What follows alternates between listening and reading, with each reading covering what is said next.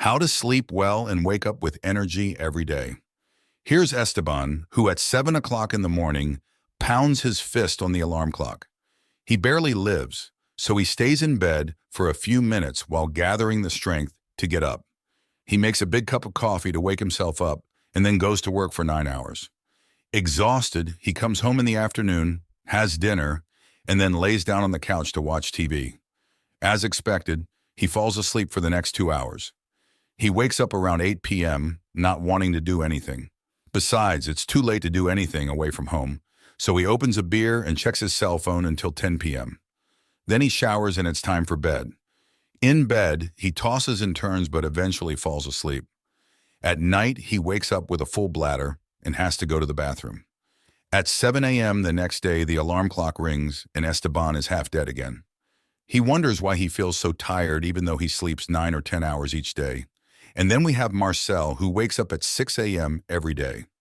He pulls up the curtains and lets light into the room. He gets dressed and goes jogging for 20 minutes. On the way back, he buys fresh bread and vegetables for breakfast. He takes a quick shower and he's ready to go. He's focused on work all the time. When he comes home, he eats dinner and then takes a 15-minute nap. He has the afternoon and evening free to do whatever he wants. Sometimes he goes out with his friends, plays basketball, or repairs something at home. After that, he still has some time to read a book. He goes to bed before 11 p.m. and falls asleep like a child. He wakes up again at 6 a.m. and starts his new day full of energy. How is it possible that after just over 7 hours of sleep, Marcel is full of energy and Esteban is drowsy all day, despite sleeping 10 hours? Every day, Marcel has 3 more hours of life, and over the year, that's 45 more days. It's enough to carry out activities for which Esteban has no time. Don't believe the lie that the longer you sleep, the better and more energy you'll have. Sleep quality is more important than the number of hours you spend in your bed.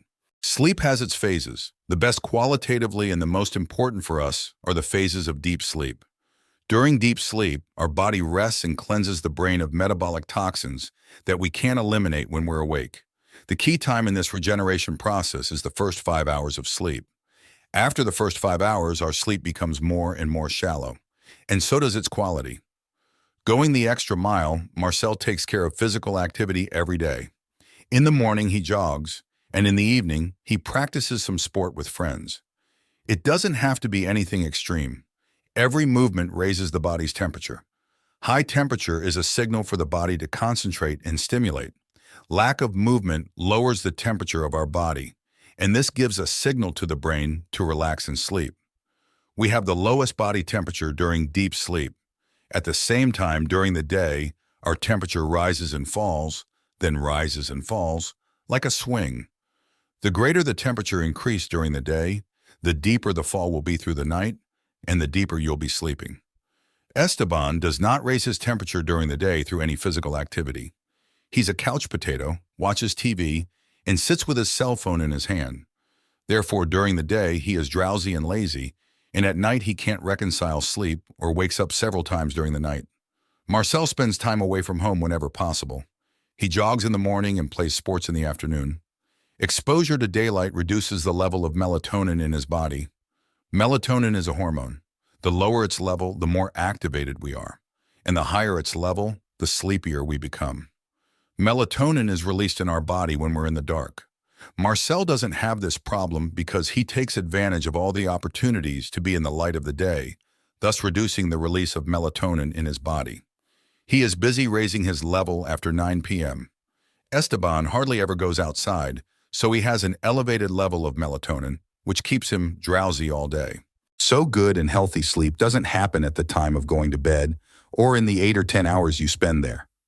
Getting a good night's sleep and waking up energized depends mainly on what you do during the day.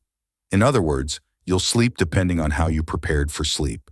If you want to get a good night's sleep every night, I recommend a book, Why We Sleep, because its author gives you tips that will increase the quality of your sleep from the first night you apply it.